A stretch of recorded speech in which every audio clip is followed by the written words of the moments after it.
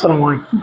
প্রিয় শিক্ষার্থীরা, আজকে আমরা জাতীয় বিশ্ববিদ্যালয়ের অধীন যে পদার্থবিজ্ঞান প্রথম বর্ষ, সেই প্রথম বর্ষের মেজর যে subject properties of matter and sound, ধর্ম, তরঙ্গ ও শব্দ, এটার একটা প্রথম যে অধ্যায়টা আমরা জানি সেটা কি মহাকর্ষ।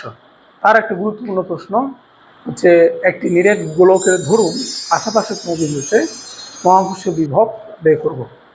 তো নিরেট গোলকের ধরুন আমরা তিনটা পয়েন্টে বের করবো। একটা হচ্ছে নিরেট গোলকের বাইরে কোনো বিন্দুতে, নিরেট গোলকের পৃষ্ঠে, নিরেট গোলকের অভ্যন্তরে কোনো বিন্দুতে। তো এই তিনটা পয়েন্টে মহাকর্ষীয় বিভব কেমন হবে সেটা আমরা দেখব। তো প্রথম দুটো বলতে গেলে সোজা, 3 নাম্বারটা একটু জটিলতা আছে। তাহলে আমরা 1 আর 3 দেখবো, 2 নাম্বারটা ভেরি ইজি। ওকে, তাহলে আমরা একটা নিরেট গোলক এঁকে ফেলছি, যার ধরলাম বেশ হচ্ছে এ বেশের এম ভরের একটি নিরেট গোলক বিবেচনা করি। এ ব্যাসার্ধের এবং এম ভরের একটি নিরেট গোলক বিবেচনা করলাম। কেমন? এই নিরেট গোলকের কেন্দ্র ও নাম দিতে পারি, ও হতে আর দূরে এই বিন্দুতে আমরা মহাকর্ষীয় বিভব বের করব। তো আমরা করি কিভাবে? আমরা জানি, আমরা করি ক্যালকুলাস পদ্ধতিতে, আমরা সমাকলন ব্যবহার করি। তো সমাকলনে আমরা যে নিরেট গোলকটা ধরে নিয়েছি, সেই নিরেট গোলকের একটা ক্ষুদ্রাতি ক্ষুদ্র অংশ বিবেচনা করব, তার জন্য মহাকর্ষীয় বিভব বের করব এবং সমাকলন করে আমরা পুরো নিরেট গোলকের জন্য মহাকর্ষীয় বিভব বের করব। তাহলে এখানে অলরেডি আমরা চিত্রে দেখতে পাচ্ছেন আপনারা যে কেন্দ্র থেকে এক্স দূরে ডিএক্স প্রস্থের একটা ক্ষুদ্র অংশ বিবেচনা করতেছে। তাহলে এই ডিএক্স প্রস্থের ক্ষুদ্র অংশটা যদি নিরেট গোলকের একটা অংশ হয়ে থাকে, সেটা দেখতে কেমন হবে? সেটা টেনিস বলের মতো, ঠিক না? তাহলে এই যে আমরা দেখতেছি বাইরের অংশটা বাদ দিলাম, ভিতরের অংশটা বাদ দিয়ে ফেললাম। তা বাদ দিয়ে ফেললে কি একটা ডিএক্স প্রস্থের একটা কি হবে, এরকম ফাঁপা একটা হলো একটা গোলক তৈরি হবে, যেটা অনেকটা টেনিস বলের মতো। তাহলে যার প্রস্থ হচ্ছে কি ডিএক্স, যার কেন্দ্র থেকে দূরত্ব হচ্ছে এক্স। হ্যাঁ, তাহলে আমরা প্রথমে এই ডিএক্স প্রস্থের যে একটা ফাঁপা একটা গোলক পাচ্ছি, সেটার জন্য মহাকর্ষীয় বিভব বের করে পুরো রিংয়ের জন্য পুরো গোলকের জন্য বের করব। তাহলে আসো প্রথমে পি বিন্দুতে মহাকর্ষীয় বিভব যদি আমি বলি,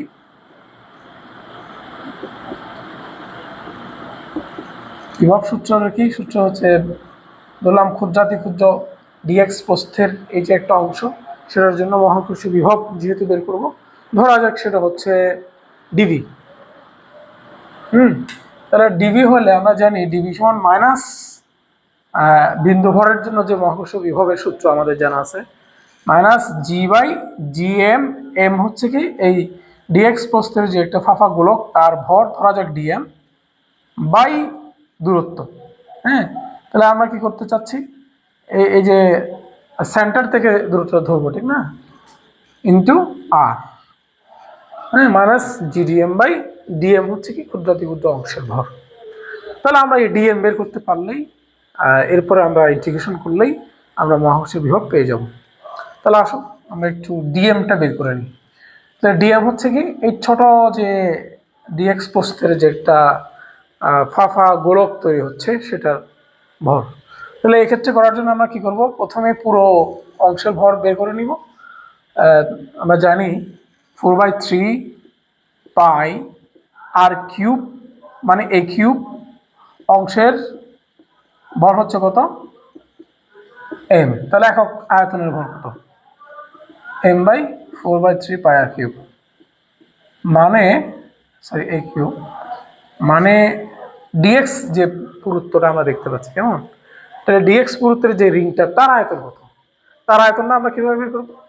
এই যে ডিএক্স পুরুত্বের আমরা যদি প্রথমে কি করব, আমরা যে টেনিস বল বললাম, টেনিস বলের চারপাশে যে পৃষ্ঠ, তার ক্ষেত্রফল বের করবো। আমরা জানি সেটা হচ্ছে 4 পাই আর স্কোয়ার। তাহলে এখানে আর জায়গা হবে এক্স স্কোয়ার, না? হ্যাঁ, এখন এই ক্ষেত্রফলকে যদি আমরা প্রস্থ দিয়ে গুণ করি, ডিএক্স দিয়ে গুণ করি, তাহলে কি পাবো? ওই রিংয়ের আয়তন পাবো, যে রিংটার কথা বলছি। রিং মানে যে ফাঁপা গোলকটা এখানে ডিএক্স প্রস্থের তার আয়তন পেয়ে যাচ্ছি।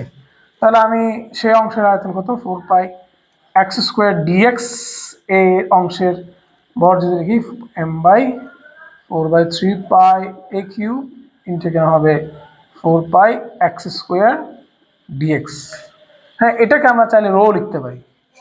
হ্যাঁ, এটাকে রো লিখতে পারি, রো ইন্টু 4π(x² dx)। এখন এই মানটা যদি আমরা এখানে বসাই ডিবি সমান, তাহলে আমরা মাইনাস জিডিএম এর জায়গায় বসিয়ে দিব minus G into rho into 4π(x² dx by R.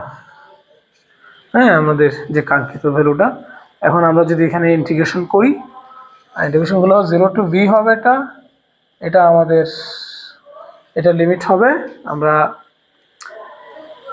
x সমান 0 থেকে শুরু করে কত পর্যন্ত, x সমান এই পর্যন্ত, ঠিক না? দূরত্ব আর দূরে ঠিক আছে, বাট আমার বডিটা যদি আমি চিন্তা করি, এখানে যে স্পেয়ারটা, সেই স্পেয়ারের এখানে x সমান 0 থেকে x সমান এই পর্যন্ত, 0 টু a। তাহলে এখন তো বাকি কাজটা সহজ। হ্যাঁ, সমাকলন করা, সমাকলন করলে কি আসবে, সমাকলন করলে কি আসবে, সমাকলন করলে এখানে আমরা যে ধ্রুবকগুলো আছে সেগুলো বাইরে নিয়ে আসবো। বাইরে নিয়ে আসলে 0 টু a, হ্যাঁ, তাহলে জি রো ইন্টু 4π নিচে আর, এটা বাইরে নিয়ে আসলাম। এখানে ভিতরে হচ্ছে x² dx। তো x² dx কে যদি আমরা কি করি, ইন্টিগ্রেশন করি, হ্যাঁ, তাহলে আমরা আমাদের কাঙ্ক্ষিত মান পেয়ে যাব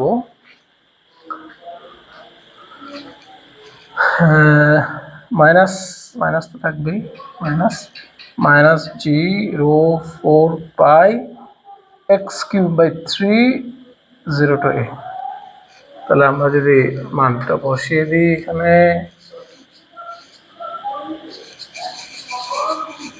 এই তো হয়ে গেল। এটা ভি হবে, ভি সমান minus 0 4π into a³ minus 0 divided by r. এখানে আরটা লেখা হয়নি, আর। তাহলে আমরা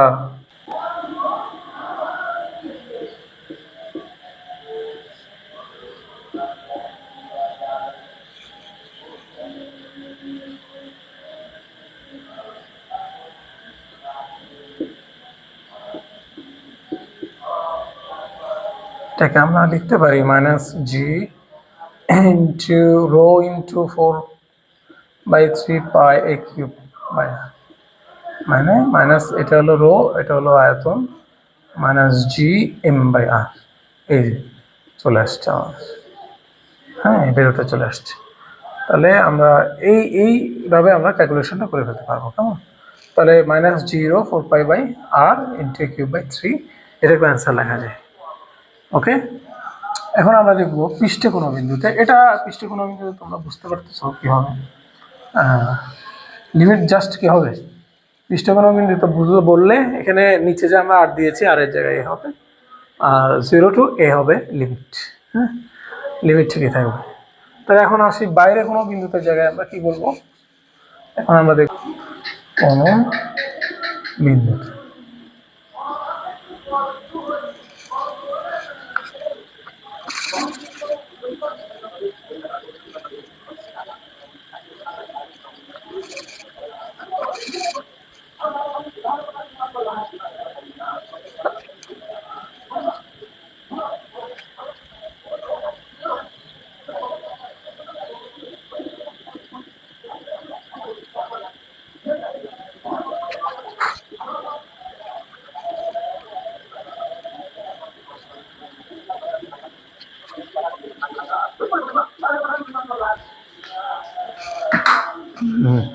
এরপর যে আমরা দেখবো ভিতরে কোনো বিন্দুতে মহাকর্ষীয় বিভবটা কেমন হয়।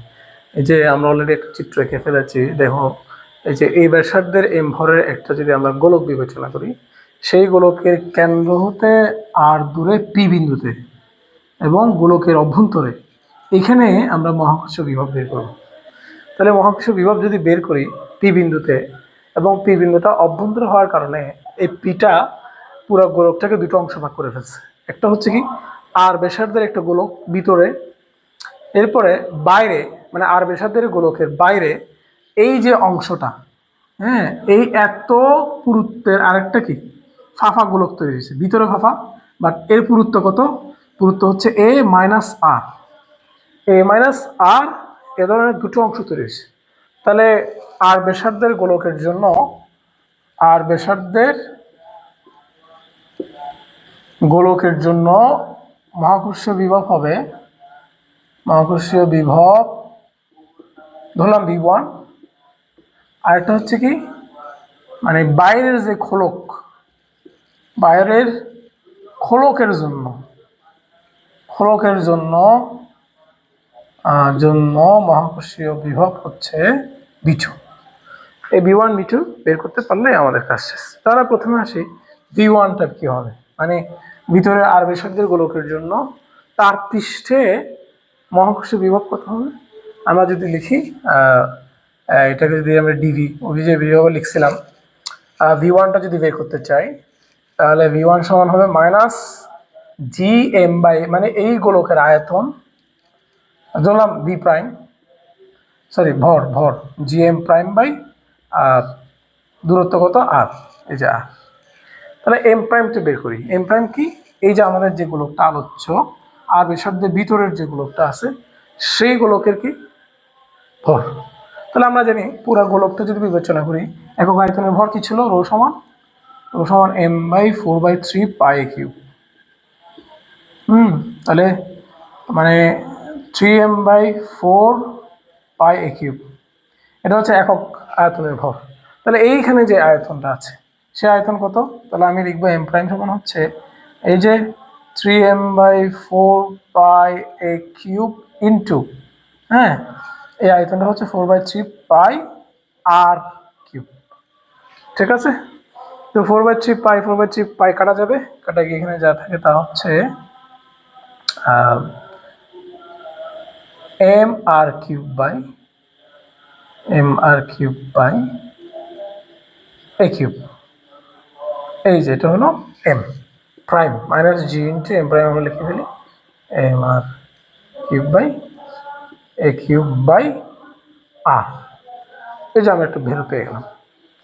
হ্যাঁ, এখন আমরা কি করতে চাই, এখন আমরা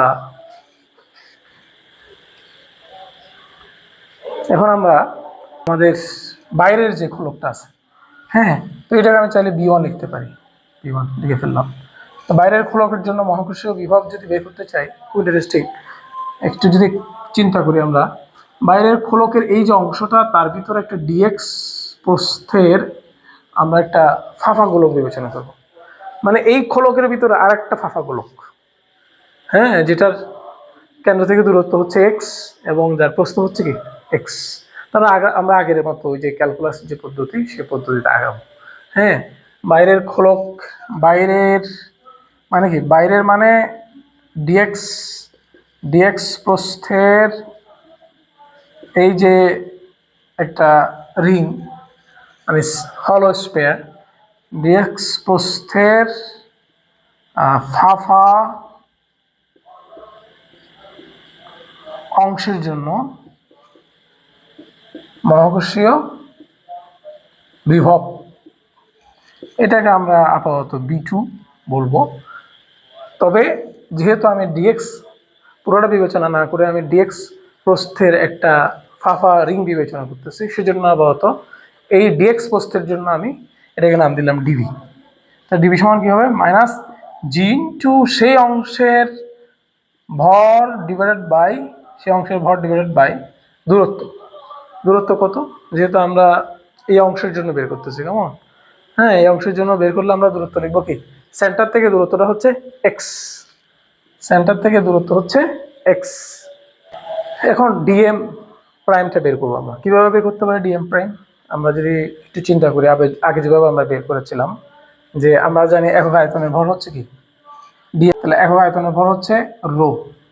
তাহলে এই যে ডিএক্স প্রস্থের যে একটা রিং, সেই রিং এর আয়তন কত সেটা আমরা দেখিয়েছিলাম 4 pi x square into dx, এটা হলো ডিএম প্রাইম। এটা হলো ডিএম প্রাইম।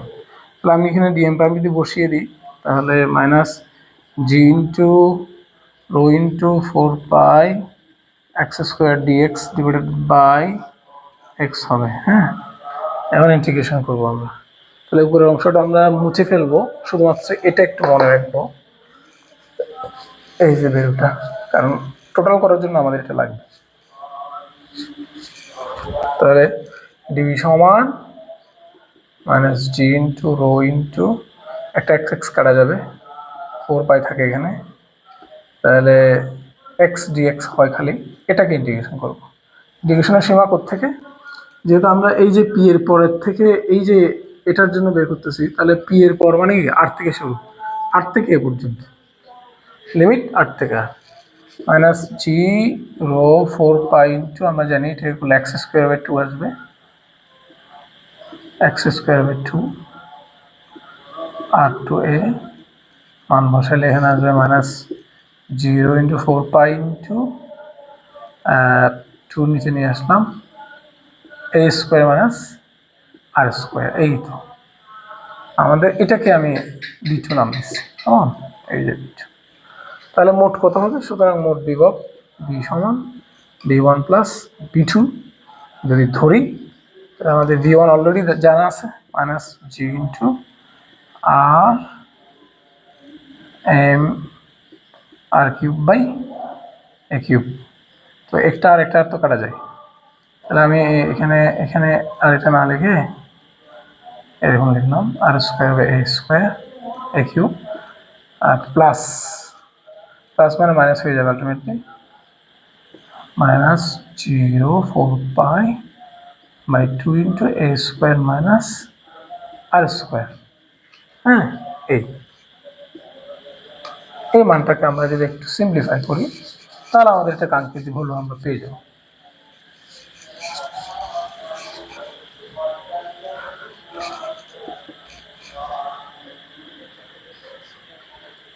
আমরা minus G into M r square by cube লিখলাম, মাইনাস জি ইন্টু এখানে যদি আমি রো সমান বসিয়ে দিই 3m/4 পাই কিউব ইন্টু 2 পাই, 2 দিয়ে ভাগ করে দিলাম। আমরা যদি আরেকটু সিম্পল ম্যাথামেটিক্স করে আগাই, তাহলে এখন আমরা কি দেখবো, minus G into M r square by a cube. হ্যাঁ, এই পাই পাই কাটা যায়, 2 দিয়ে ভাগ করলে 2 হয়, minus G into 3m/2 A cube into a square minus r square, এটা আসে। ঠিক আছে, এখন আমরা যদি জিএম কমন নিয়ে ফেলি, মাইনাস জিএম কমন নিব, মাইনাস জিএম কমন নিলে কি হবে, এখানে হবে r square by a cube minus minus common নিলে প্লাস হয়ে যাবে। হ্যাঁ, তাহলে এখানে হবে 3/2 a cube into a square minus r square, এই। ওকে, এখন যদি আমরা minus GM into 2 a cube লসাগু নিয়ে ফেলি, তাহলে এ কিউব কাটা গেলে 2 থাকে, 2 আর স্কোয়ার, 2 এ কিউব দিয়ে ভাগ করলে 1 হয়, 1 দিয়ে 3 গুণ করলে 3 plus 3 a square minus 3 R square, এই হলো আমাদের টার্মটা। কেমন, তাহলে যদি আমরা একটু সিম্পল ম্যাথামেটিক্স আর একটু আগাই, বি সমান মাইনাস জিএম ইন্টু নিচে 2 এ কিউব, ওপরে 3 আর স্কোয়ার থেকে 2 আর স্কোয়ার গেলে একটা আর স্কোয়ার থাকে, 3 a square minus r square. হ্যাঁ, এই যেটি হলো আমাদের সেই রিকোয়ার্ড ভ্যালু। কেমন, ভি সমান minus GM into 3 a square minus r square divided by 2 a cube. হ্যাঁ, তো আমরা এটা জানলে আমরা আবার এখান থেকে কি বের করতে পারি, আমাদের যে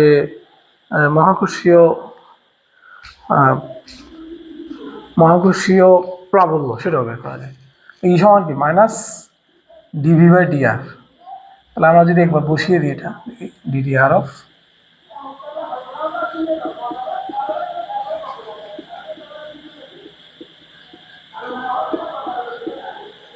আছে কিনা আমরা একটু দেখি, মাইনাস নিয়ে আসলাম, ডিডিআর করলে মাইনাস মাইনাস প্লাস হয়ে গেল, জিএমকে বাইরে নিয়ে আসি, জিএমকে বাইরে নিয়ে আসলাম, বাইরে নিয়ে এসে এটা কীরকম লেখা যায়, r square by 2a cube minus r square by 2a cube, এরকম লেখা যায় না? তো এরকম লেখা গেলে এটা যদি আমরা দুইবার ডিফারেন্সিয়েট করি, হ্যাঁ, তো এটা তো পুরোটা ধ্রুবক, ধ্রুবককে ডিফারেন্সিয়েট করলে কী হবে, 0 হবে। আর এখানে 1/2a কিউব বাইরে নিয়ে আসি, নিয়ে এসে আর স্কোয়ারকে ডিফারেন্সিয়েট করলে কত হবে, 2r হবে। তাহলে আমাদের আসলে আসে minus gm into 2r by 2a cube. তো 2 কাটা যায়, minus gm r by a cube. এই যে আমাদের এই যে ভ্যালুটা চলে আসছে, হ্যাঁ, মাইনাস gm r বাই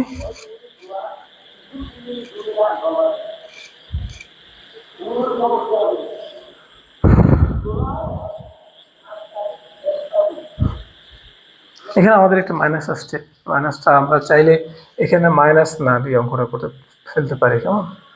হ্যাঁ, এটা দিয়ে আসলে কত এনার্জি দিতে হবে বাইরের থেকে এটা বোঝায় মাইনাস, বিভবের আগে মাইনাস মানে। তাহলে আমি ডিরেকশনটা যদি বাদ দিই, তাহলে এখানে একটা মাইনাস প্রথম থেকে থাকে, এই যে মাইনাস, এই মাইনাস আর এই মাইনাস মিলে কি হয়ে যাবে, প্লাস হয়ে যাবে, প্লাস হয়ে যাবে। এভাবে আমরা চাইলে মহাকর্ষীয় তীব্রতা বের করতে পারি মহাকর্ষীয় বিভব জানার মাধ্যমে। হ্যাঁ, তো আশা করি জিনিসটা বুঝতে পেরেছো তোমরা, বারবার টেনে টেনে দেখবা না বুঝলে, হ্যাঁ, আর না বুঝলে কমেন্টস করো, চ্যানেলটাকে সাবস্ক্রাইব করো, আমরা যাতে উৎসাহিত হয়ে আরও বেশি বেশি করতে পারি। হ্যাঁ, ধন্যবাদ সবাইকে।